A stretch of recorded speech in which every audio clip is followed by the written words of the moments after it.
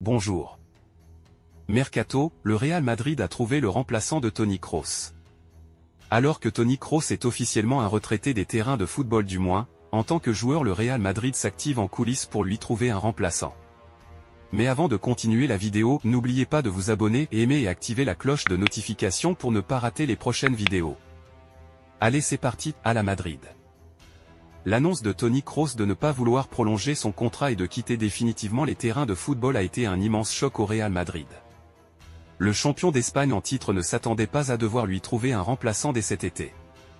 Mais désormais orphelin de son milieu de terrain vedette, le club merengue doit s'activer pour recruter un joueur à son poste.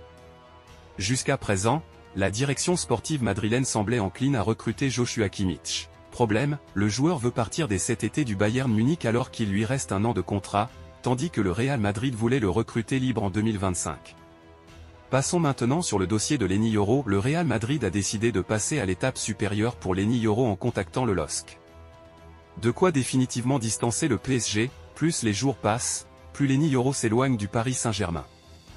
Le défenseur lillois avait pourtant, un temps, été annoncé proche de rejoindre les rangs du club de la capitale. Oui mais voilà, l'intervention du Real Madrid aura finalement tout fait basculer dans ce dossier. À tel point que la Casablanca pourrait rapidement boucler cette venue de taille. Le Real Madrid et le LOSC pourraient se mettre d'accord. Alors que le club nordiste attendait, à minima, 50 millions d'euros pour laisser filer son défenseur, les Dogs seraient prêts à baisser leurs exigences. De son côté, le Real Madrid serait également prêt à faire un effort en proposant 40 millions d'euros, plus 10 millions d'euros de bonus.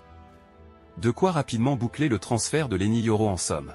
Terminons avec le dossier de Alphonso Davies. Le Bayern envisagerait de se séparer de Davies, le latéral canadien. Les négociations concernant une prolongation de contrat, qui se termine en 2025, traînaient depuis des mois, générant une frustration croissante chez le board bavarois.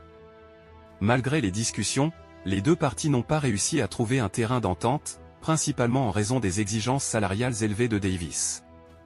Face à l'impasse prolongée, le Bayern Munich a décidé de vendre Davies cet été, plutôt que de le laisser partir gratuitement à la fin de son contrat en 2025. Cette décision marque un changement de stratégie, initialement orienté vers un départ à la fin de son contrat si aucun accord n'était trouvé. Un changement probablement motivé par la volonté d'injecter des liquidités puisque le Bayern se montre particulièrement dépensier avec la venue de Hollis et le transfert prochain de Palhinha.